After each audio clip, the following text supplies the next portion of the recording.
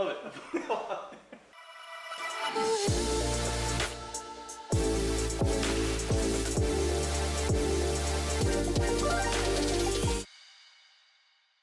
Ladies and gentlemen, welcome to your favorite. Let me do that again. I'm never gonna do it the first time. I'm gonna do it the first time. What's up, you guys? This is Brandon with Dancers That Shoot, your favorite spot for Latin dancers, content creators, and business owners. And today I have a very, very special guest. And on top of that, this is the very first time that we're doing an interview in person because we're still in the middle of going through the apocalypse. So I have with me Mr. Rob Lee today. And Rob Lee is kind of a little bit of a local superstar. He's going to be modest about it, but I'm going to hype him up. So just so you guys know, right? So, Rob, if you can give a little short introduction to yourself, tell everybody what it is that you're doing, because you're doing a lot of stuff all around the city. Give everybody a lowdown on what you're doing right now. My name is Rob.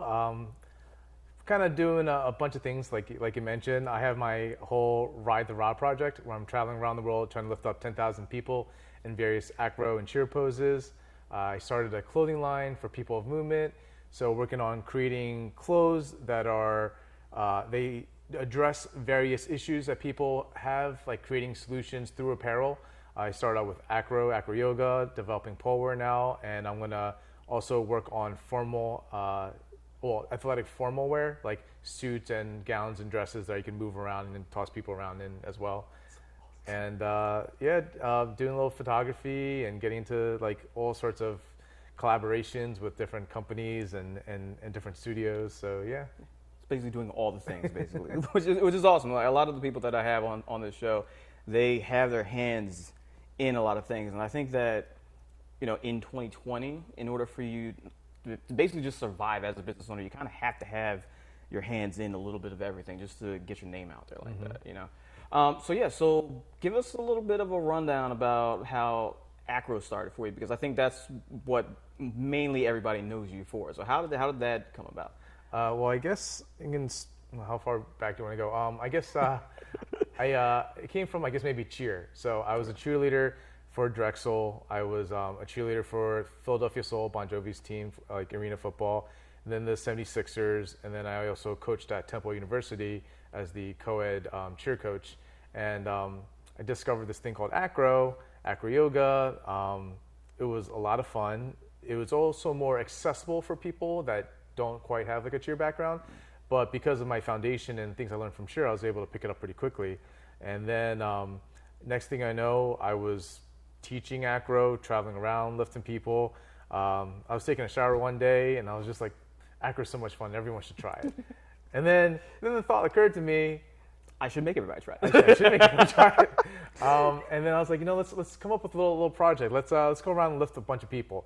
And I thought to myself, how many people should I lift? And I was like, this is in October 2016. I was like, how about I start January 1st of 2017? Let me try to lift 2,017 people before the end of 2017. So it's about 6 or so people a day. And then I end up lifting 2,301 people. During that time, I had a lot of media attention. They wrote articles about me. They had me on TV shows, stuff like that. And I was like, well, I don't want this to end. Why don't we milk this? Keep it going. Yeah, let's milk this out to 10,000 people.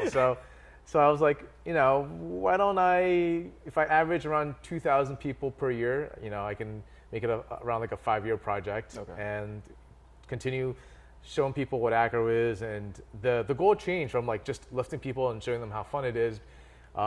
It turned into something that was more empowering. I realized that a lot of people who've never tried acro, never think they could do any of this stuff, all of a sudden they're in the air doing these cool poses. And I can see people go from whatever to that was so much fun, that's so cool. And it's awesome seeing people excited about something and to be able to feel empowered and accomplish something. So the goal it just kind of evolved. And then during that time, I basically left my job of almost 20 years in tech and tried to do something new. Started teaching acro and then started a clothing line. Nice. That's awesome.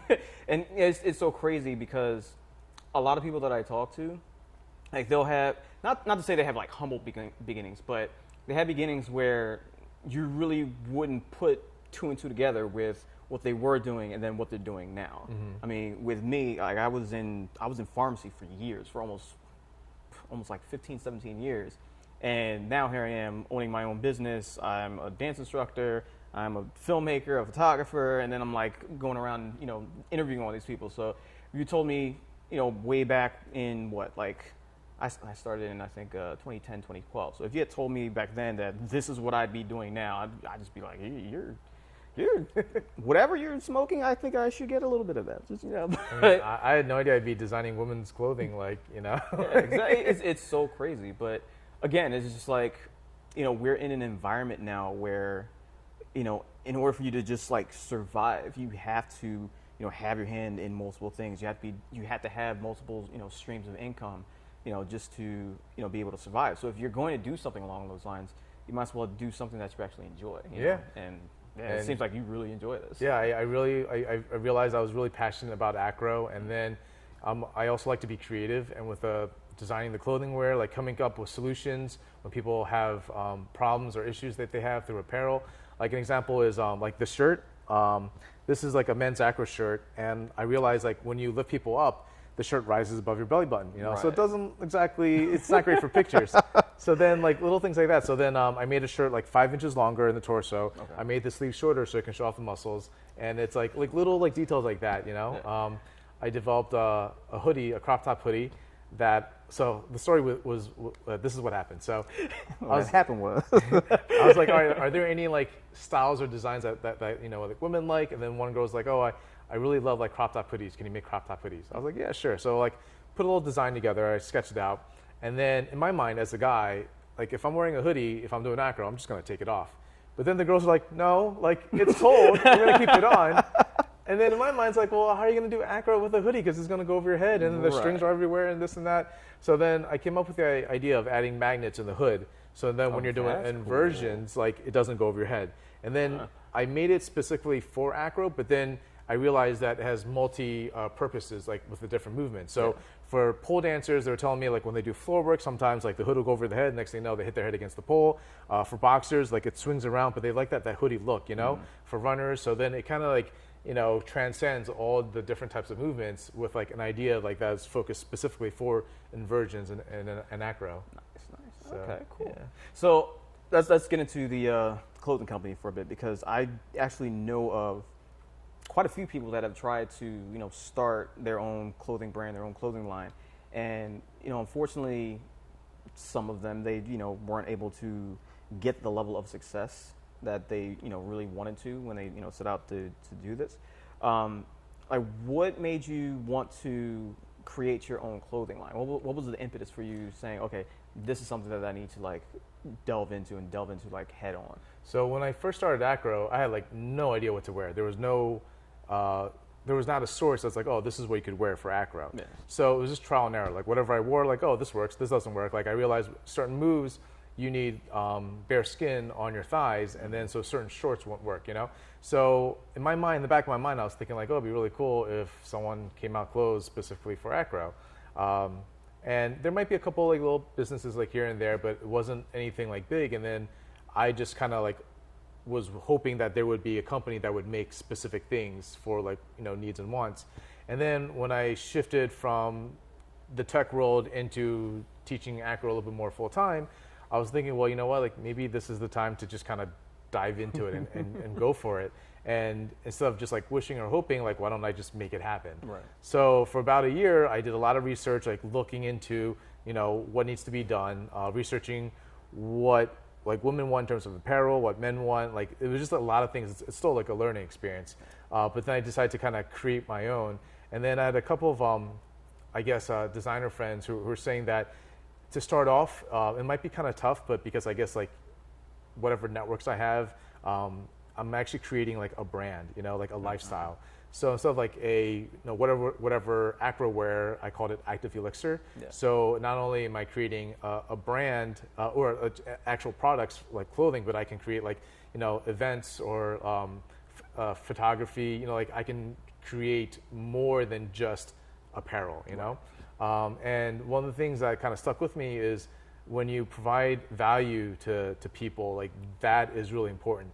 Because I also realized that most companies, like apparel companies, they all have the same manufacturers. It's all coming from the same place. Yep. So what makes you different from and everybody else? So besides marketing, you have to come up with a way to really make your stuff kind of different. Yeah. So when so the idea was to create clothing that addresses different issues that people have and make a solution for it.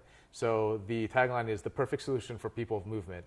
Initially, it was just for acro. Then I realized it was too small of a market, that I should expand to other types of movement. And then I was like, well, maybe I should go with all the different niche markets. So phase 1 is acro.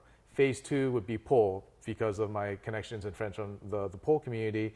Phase 3 is social dancing, and then the idea with the formal wear and everything, because sometimes I'm asked to perform and I can only wear certain things because you can't really move in like a suit and everything. So I've tried it. Yep. So I was just like, well, if they don't have it, like, why not make it? And then I realized, like, by creating a value and something that people want, and then of course you have to like you're gonna have to fine tune it, but at the same time, at least you're making a step towards it. I have a prototype. Yeah. What I do is I have the prototype. I get people's like feedback and input, take lots of notes, and then I make a revision until I think it's ready for like bulk production. Then I give the go ahead, and then I do that. But it's a lot of work, but it's also a lot of fun. Yeah. And it's really cool when you have an idea in your mind, and then you sketch things out, and then you have a physical product. And then you see it right in front of you, it's like, holy crap, I made this. Yep. This is my, And then then when people start wearing your stuff and they get really happy because it's like, oh, I've been looking for this. This, makes me look good. I feel good in it. You're making people like really feel like, some people feel empowered. Some people just like looking at themselves in the mirror and be like, oh, wow, I look really good in this. It's like, it's kind of cool to be able to do that. Yeah. And then you go to like different places and you see a bunch of people wearing your stuff and you're like, wow, that's like really, really cool. Mm-hmm. Yeah, that's got to be just like an awesome feeling, honestly.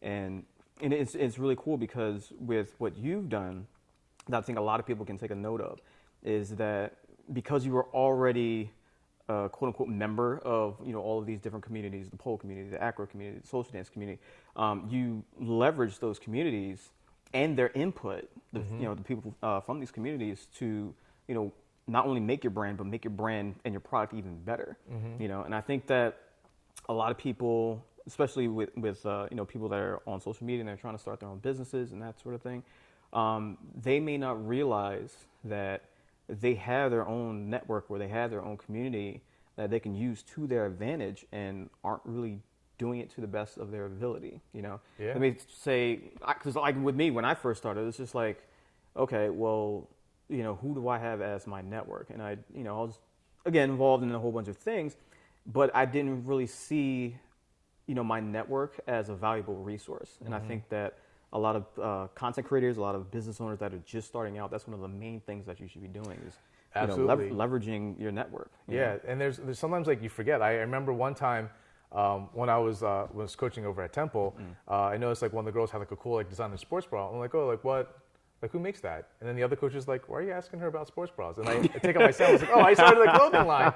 And then the girl's like, well, like you have like 70 very opinionated like girls here. You should like, ask their opinion. I was like, oh yeah, never just thought about that. But like and then there's certain times where like, you think about like influencers and whatnot. And then I kind of realized like, oh, I'm a little bit of like an influencer. Like I also know people that can, like to collaborate and create things, which is like really, really cool. Yeah. One of the things I learned that's like really important is you have to think about your audience. Like if you create a product and it's really, really cool, but you don't know who your audience is, like it's not going to go anywhere, right. Yeah. But if you think like, because of my involvement in like, say like the acro community, like I know what acro people are looking for. I know the audience, and then the people like in the different communities where I kind of know people, but I'm not like in directly, like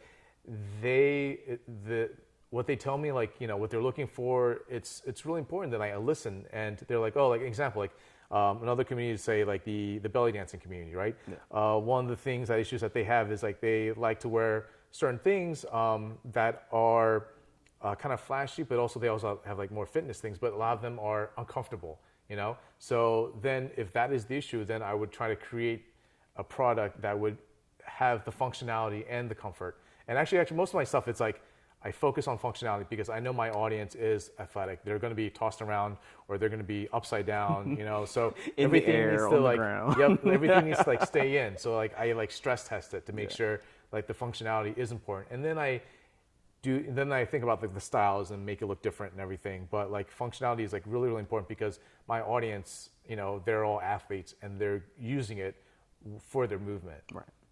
So you've been featured on TV and newspapers and print, on different websites. Like, give us a little bit of a rundown of the media that you've been in over the last like couple of years. Let's see. So I was on Good Day Philadelphia. There was an anchor there. I was listening to people at a party. She thought it would be a great idea to maybe have me on the show. So she talked to her producers, and then I was, you know, like on live TV, like lifting up the TV anchors. Then I went through the entire studio, lifting everybody up there. Thank God he didn't drop anybody. Yeah, on live TV.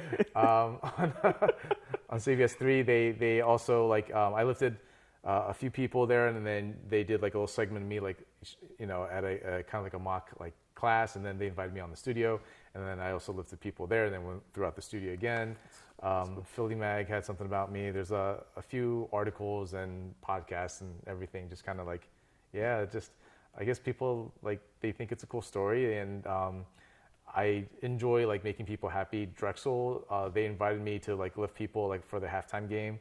That's awesome. And then yeah, just like I don't know, just all these like different kind of opportunities that just kind of pop up. Yeah. Okay. And just like, and again, this goes back to, you know, the networking thing. Is just that you're coming with a unique product or service or thing that you do, and you're putting yourself in front of the right people at the right time. So, you know, again, this just goes back to leveraging your network. It's all about who you know, honestly. And, you know, I think that a lot of, me especially, I like I want to try and get more into that, and that's part of the reason why I'm doing this whole interview series, is so that way I can, you know, get to know people and get to know the right kind of people, because again, that's what's going to basically springboard my business and my brand and that sort of thing. And I think that, you know, a lot of us, myself included, like I said, you know, can take a note from that and take a lesson from that. So that's really awesome. We know you're doing the acro. So how did pole come about? Because I know that like people that are in acro, they like some of them run the same circle. So is that how that came about, or? There's a lot of cross pollination, like when you are doing certain movement arts, you know. Like example, like with social dancing, there's a lot of people who do acro who also do like social dancing, you know. Right. People who do pole, there were a lot of people who also did acro, like globally, you know. And then it was interesting because I also have a lot of friends who also do pole, and then when I told them about the clothing line, they'd be like, "Oh, it'd be great, you know, if we had this or we had that." So like they kind of planted the seeds, and it wasn't something that I thought about initially, but like, you know, they planted the seeds, and then more and more people from pole were saying like, you know, during that time, like, you know, there weren't as many companies. Now there's like more and more. Yeah. But because of people who do both pole and acro, including like my acro partner who also like teaches pole, it was just like, all right, well, maybe phase 2, well, let me work on pole wear, you know? And it's exciting. I've also taught some pole acro workshops where I've combined elements of pole and acro. That's awesome.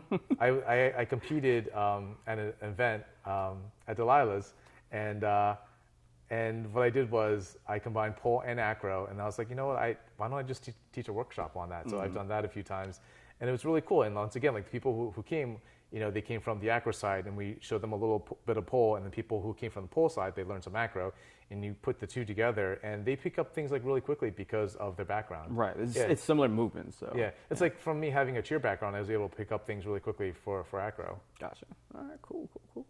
So, because, you know, I always go into this with everybody that I interview because I'm a huge gearhead.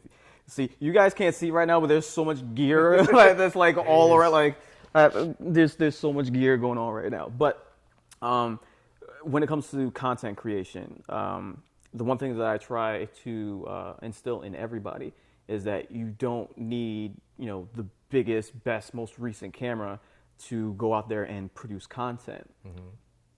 With that being said, I'm a gearhead, so I like, you know, looking at, you know, what other people are using, what brands are using, what equipment. So You actually have some of your equipment here, as a do. matter of fact, because we're shooting at his apartment. So obviously his stuff is here. You know, because I've known you for years now, I think, because I've been in Old City for, what's going on, I think almost 7 years now.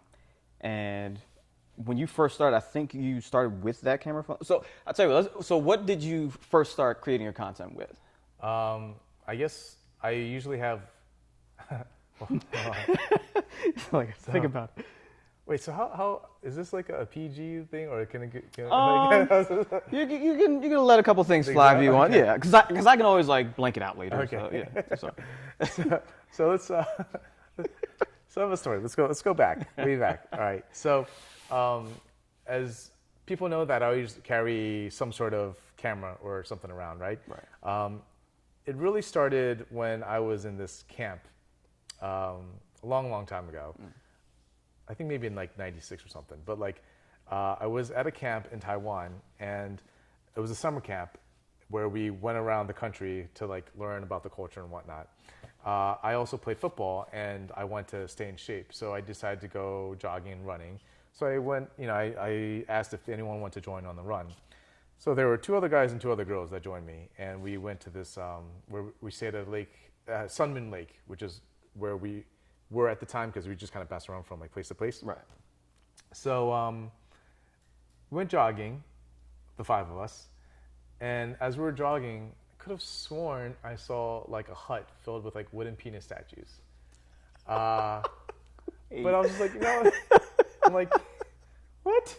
It's like, no, my mind's playing tricks on me. And then as we're jogging, I see another hut filled with like wooden penis statues. And I'm like, wait, what? Where are we? And then in the middle of the village, we see this like old woman like sweeping, and there's like this giant, like probably 10-foot wooden dick statue with a woman mounted on it, like it was like a statue. And we're like, whoa. So the 2 guys I was I'm with, interested to see how this goes into content creation, but go ahead. So one of the guys was like, something this big must have special magical powers. I have to go rub it.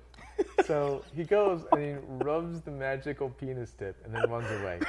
The girls are on the floor like dying with laughter. The other guy like runs and, rubs the magical penis tip and then runs away. And I'm like, well, now this is going to be awkward, but now I feel It's like you I have to go. at this point. So then I go and I rub the magic penis tip, and then I go off. We go back to camp. We tell everyone about this magic penis village. And no one believed us because like we didn't take any pictures. We didn't have any money to buy any of the statues in the huts. Like no one believed us. And then I find myself getting in these situations where like no one would believe like how crazy or ridiculous like things are. So then I just started carrying a camera around like everywhere I went. And this is like before like people had iPhones that took like nice pictures and whatnot. Yeah. So that's why I'm used to like carrying a camera around. And then right now I use the Canon PowerShot G7X Mark II, which is great. And apparently a lot of like vloggers A lot. Like this is that's because they pretty much have like the first one that the flip screen and everything, and then it's the quality's great. It's a little bit pricey for a point and shoot, but it has a lot of capabilities, and the low light capabilities are also amazing. And when I do like food photography, like it also helps out. Yeah. And by the way, I started food photography before other Asians made it. He was the OG. He was the OG. He started before everybody else. So I have the G7X Mark II, which is a great camera. I think they have the Mark III now. Yeah, like just came out. I think it was in the last like 4 or 5 months or something Yep. like that. Yeah. And then I was shooting with the 5D Mark III, but then I upgraded to this Upgraded. yeah. We've been talking about this for the last like 3 days now. To the R5. This is the one that everyone's been talking about. Yes. The game changer. They're saying like in the past like decade, like this is something that just blows everything out of the water. Like Well, because the whole thing was like until recently, Canon really they've pretty much been rehashing the same sensors, the same cameras. They weren't really doing anything to really make people look at it and say, oh, Canon is actually like really trying to do stuff now. Yeah. And then they came out with the R and the RP. They finally came out with their first mirrorless cameras, which again took them forever, and they were kind of lackluster. So and then earlier this year, rumors were swirling. Canon's been sleeping, but they're coming back now. And I think what happened was a lot of them jumped ship. A lot of them went with Sony. Yeah. So Sony started taking over the market, and then Canon's like, wait, well, we need to like be back on top. So let's launch this super ridiculous camera, which is the R5, it's pretty amazing. Like, yeah, man, it's interesting because I'm used to an optical lens, so this is digital, like so that whatever you make the settings and you like, push it, what you see is what you get. see. So it's almost like augmented reality. You know what I mean? It's just like all of a sudden this is what the picture is going to be, which is like really, really cool. And then the first time when I was taking pictures, it's so quiet. It's so silent. I love the silent shutters, like, Yeah. because It's you got to like a think, whisper. because I know you've been using DSLRs for a minute. I've been using mirrorless for God knows how long. But when I was doing wedding photography and wedding videography, I had to use Canon DSLRs, and the shutters, they would just be so loud. And you'd be in the middle of a quiet wedding, and people are looking over at you like, can you like bring it down? It's like, I can't. That's what the camera does. You know what I mean? So, but yeah, that's one of the great things about mirrorless cameras now is that they have these like really quiet shutters. Yeah. Yeah, it just whispers. It's like I had a friend of mine who's really into photography. He has the R, and then I showed him my R5. And at first, Is there a little bit of jealousy?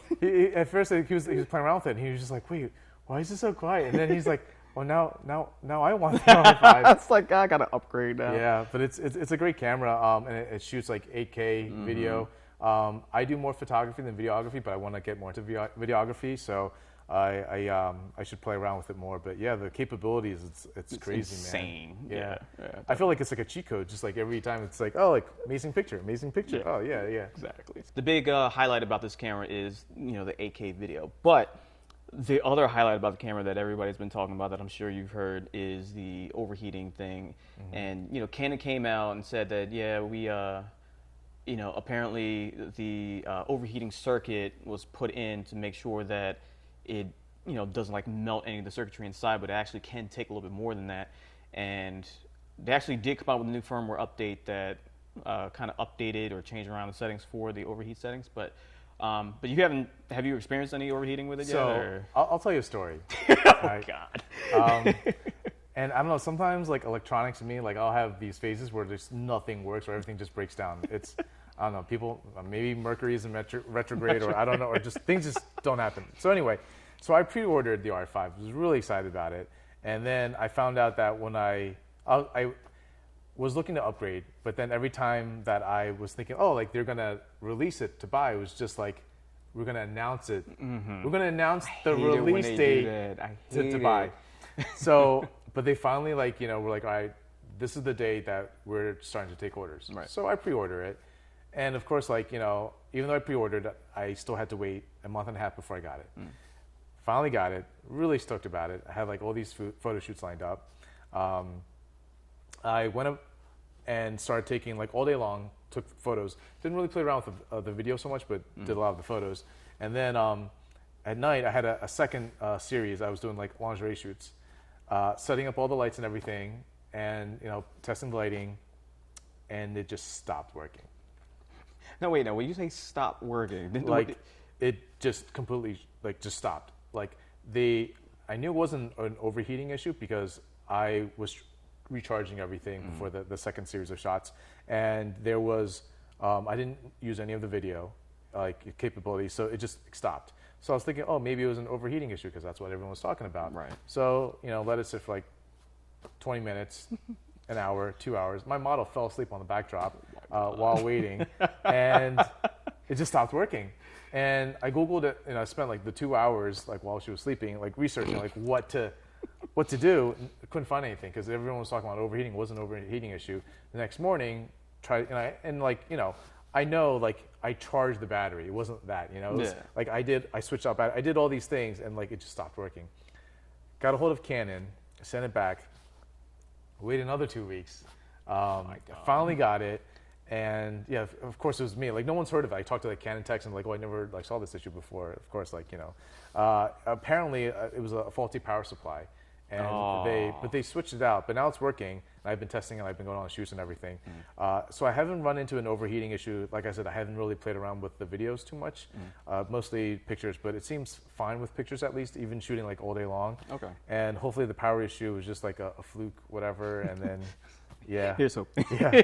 But other than that, I mean, like, it takes amazing photos, and it's just like, it's like my baby. Yeah. Look, and every single gearhead, whenever they get like something new, and it's like, especially if it's a camera, and it's like an expensive one, is just like, no, don't take this money. Yeah. It's like, you can't touch it, it's mine. You know what I mean? But yeah, though, dude, that's awesome. So, you said that you've done a lot of shoots with it so far.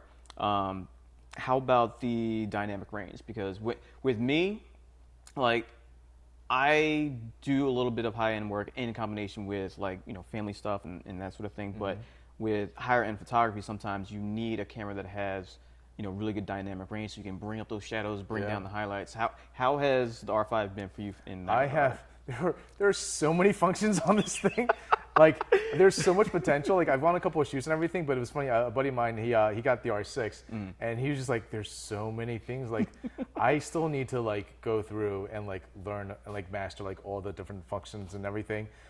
So far, it's great for what it is right now, but like, I'm sure like there's even more that I can play around with and or work with. But like I said, like everything so far is just amazing, and there's just like so many other things. Like the instruction manual is like it's a memoir. It's giant. It's ridiculous. It's like so huge. like what? Look at this. You see? This is like a pocket-sized Bible. This is ridiculous, dude. Oh, what? So I know there's a lot of stuff I've yet to learn. My God. But it's like, but like I said, so far everything has been like incredible. Yeah. Awesome. So, all right. So you have the R5 body. What lenses do you have? Because in addition to the R5, if people don't know, the R5, I think it's about $4,000, $4,000. It's well, if you do the kit like with the lens and everything, it's 5,000 plus tax. Like you're looking at like 5,500. Okay. Yeah. But for people that don't know, the lenses are even more expensive. Now, don't get me wrong. These Canon RF lenses, the new lens mount that they came out with for the R bodies, they're fantastic. I mean, they're meant specifically for mirrorless cameras instead of the old EF glass, which is primarily built from a film background. So these are meant to go specifically with this new Canon sensor. But because they're all redesigned from the ground up, when I tell you that these lenses are stupid expensive, they are stupid they're expensive. Like ridiculous. So you said you have the kit lens. Is that the 24 to 70? That's the 24 to 105. 24 to 105. Yeah. That's the F4, right? Yeah, F4. Okay. It's a great lens, you know, and but the RF lenses are dumb expensive. I also got an adapter though, so you for the EF glass. For the EF glasses. Yeah, nice, so nice. if you have like decent lenses, you can also get one of these. But yeah, I mean, they're great though. I only have one of the RF lenses, and it's amazing. Yeah. That's awesome, dude. So so I know you've been using this a lot as far as, even though you just got it, I know you've been using it a lot with your business. What would you like to do as far as like different shoots? Like, is there like a halo shoot that you want to do? Like, I have tons of ideas. Like, I have so many ideas for the past few years, and I've written a whole bunch of things down. I just never really made the time for it. But now during COVID, it's like, you know what? You have nothing but time. So let's be creative. I have a low-lying fog machine over there. I was testing that out, and it's interesting because, like, in theory, everything works. But in practice, you realize you have to worry about certain things. The example is like, I just got the fog machine. Let's play with it. If it's windy, then everything just like blows, so it doesn't do anything. You need to have an outlet, so you need to find a power supply. I actually tested out indoors, and it was great for the first 40 seconds, and then it just rose up. And then it was just like you're in like a fog. You can't see anything. So it's like one of those things. All right, so if I want to do something, I have about 40 seconds to get all the shots in before like it came up. Yeah. Actually, Lauren was here when I was testing it out because I just got it. Right. So my roommate, is she is a makeup artist, a hair artist, and she's also a model as well. And I remember the day that she came over and did that shoot with you, and she was telling me, you guys were on the roof, and you had the fog machine, and it wasn't even that windy. It was barely any wind at all. And turn on the fog machine, and all of a sudden it just starts wafting Yep. away. So it's like it kind of loses the effect. So Yeah. it's when it comes to like different kinds of photo shoots, you always have to think about all the different variables, Yep. right? And it's almost guaranteed something is going to go wrong. So you have to like always think of like backup plans and things like that. So. Yeah, but I have like I said, I have tons of ideas. I have, I want to like practice more like pole photography. So I have like a portable pole to move it around, do it outside. I also have, my buddy, he does like steel wool.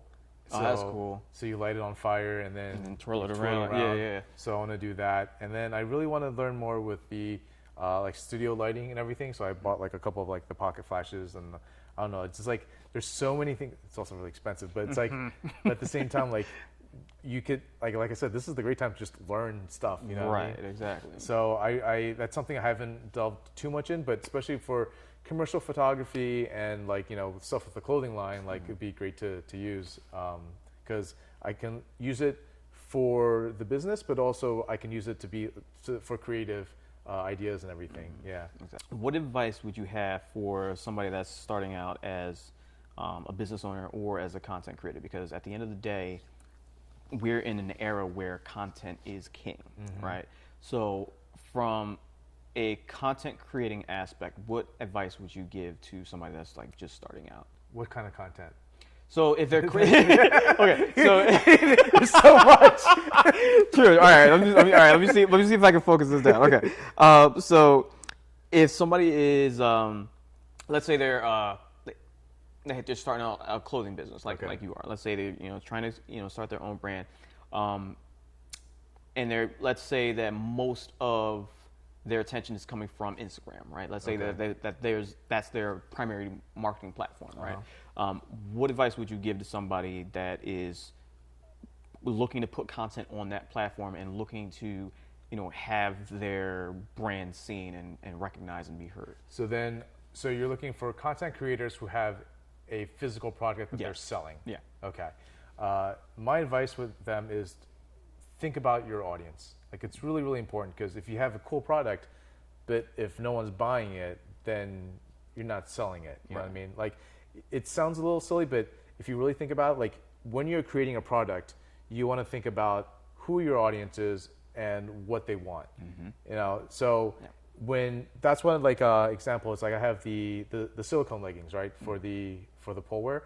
My audience like would be the pole dancers, those that they can wear leggings while they are on the pole, but at the same time I'm also marketing it to acro people, especially people who do Icarian, which is like a full release, so they're in the air, they can do flips and do whatever and catch them again. Sometimes people have slippery leggings and it just slips off, but with the silicone grip it sticks on.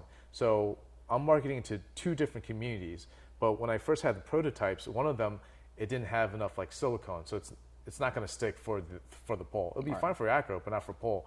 But keeping the audience in mind, I want to make a product for both communities. So then that's why I have to go back and change like the add more silicone on the design for those leggings. So always think about like who your audience is and what the product, like what makes the product special, like adding value to it. So those two things, think about the audience and finding a way to add value to whatever you are creating. When it comes to going back to the whole content thing, right? Because that's one of the big things about this channel is creating content and creating like worthwhile content that really attracts potential viewers, potential buyers, that sort of thing, right? One of the best pieces of advice that I've seen, that I've had people give me, and that I've tried to employ and tell other people, is that figure out how you can try and streamline things, right? So as far as creating content to put out there for all of your brands and all your businesses, what have been some things that have helped you to streamline things? I think mine's a little bit different. I realize like having the different channels helps out a lot, and they all kind of help each other.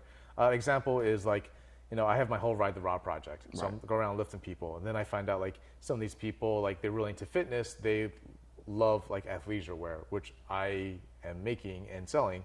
So then like they'll come like for a fitting, so it's interesting when you are diversified in the different ways of networking and seeing people, but also have them connected in a way, you know. And also like when I teach acro, I have workshops, and people come, and I also have like my tables with like my clothing line, and then people, oh, that's kind of cool, and then that kind of helps out too. So it's one of those things where you can be really creative, and you can kind of utilize what you have and find a way to connect it with, you know, the multiple other platforms. exactly multiple platforms.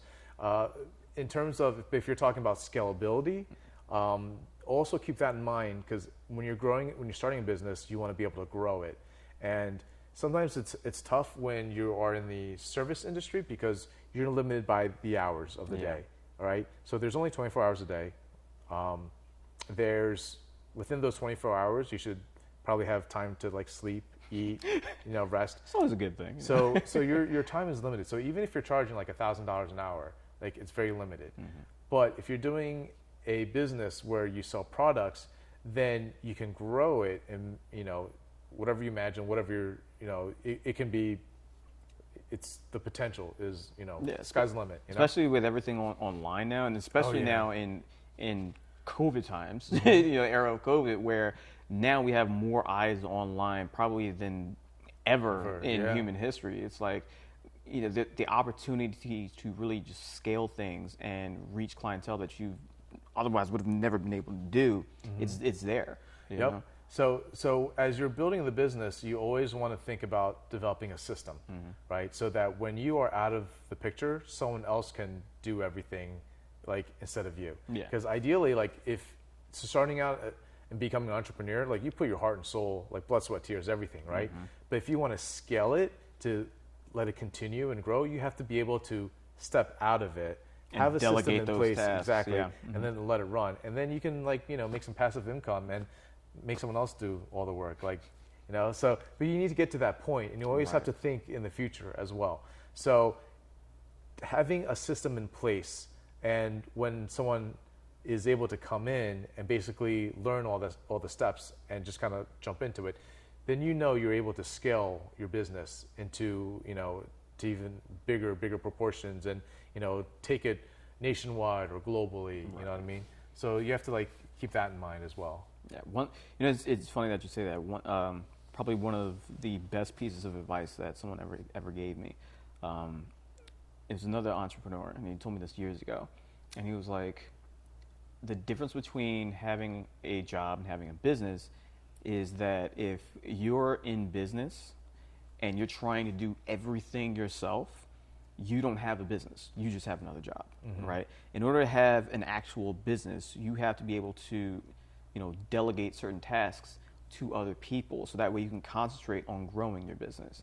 Especially if, you know, one of those tasks, somebody might be able to do it much better than you can, and that'll be an asset to your business instead of you trying to do that yourself and probably holding your business back. Yeah. You know, so yeah, I definitely agree with that. Work on your business versus work in your business. Yes, exactly. That's yeah. All right. So before we wrap things up, because you have so many things going on, you know, tell the audience everything that you got going on, everything that you have coming, and all of your, you know, social handles where they can check you out online. You know, let the audience know so that way they can stay up to date with everything Rob is doing. So for Instagram, you can follow me at The Mojo Show for acro-related things, so my photography. The clothing line for Instagram is at Active Elixir. Apparently, a lot of people don't know how to spell Active or Elixir, so it's ACTIVEELIXIR. And the website is www.active-elixir.com. Let's see, a lot of things have been canceled. I was supposed to do a workshop with goats. So apparently goat yoga has become a big thing. Yeah, I did hear about that. So I decided to try to do a goat acro, and I went to the goat farm affiliate goat project and tested out the goats to see what poses worked. I was really excited, but then COVID happened, so that's been on pause. But I've talked to a few pole studios who are interested in carrying my clothing line. Okay. So we're talking about doing like a few pop-ups at their studios, Flaunt Fitness, Elite Fitness, Awakenings, Spin or Studio Spin in Lancaster. So a bunch of like different events. I also am working on heading to Vegas to do a music video that will like feature an upcoming rapper with like me doing acro and like the clothing line. Just like a lot of like different ideas like, coming up. So yeah, if you want to be part of the Ride the Rob project, that's what I called it. To be one of the 10,000 people that I'm lifting, come and find me, shoot me a message. We'll find a way to get you up in the air. And I can do something that's relatively easy, or if you have like a cheer, dance, gymnastics background, we can step it up Kick a it up little a notch. bit. Yep. I've lifted, people. I've lifted entire families of 5, 6, pregnant women. Everybody. It doesn't matter who yeah. you are. Just everybody goes up in the air at one point. Your mom, dads, brothers, sisters, significant others, like bring them on. That's so awesome. So definitely, all of his links will be down below for you guys to check out. Make sure you definitely check him out on Instagram. Do you have anything on YouTube or no? I just have the Active Elixir, just a video. I should put one on there. Yeah, so I'm going to get on him about that. But definitely make sure you check out activeelixir.com. Definitely make sure you check out the Mojo Show on Instagram. And make sure you definitely take a look at all of his work that he's doing. He's been doing some fantastic work in and around the city, as well as in a whole bunch of other cities as well. DC, Vegas. Where else have you been? You've been on the West Coast too, Miami, I think? LA, Chicago. Yeah, just pretty much just globe-trotting all over the place. So if you want to get up in the air and get a little acro in, definitely check out the Mojo Show on Instagram.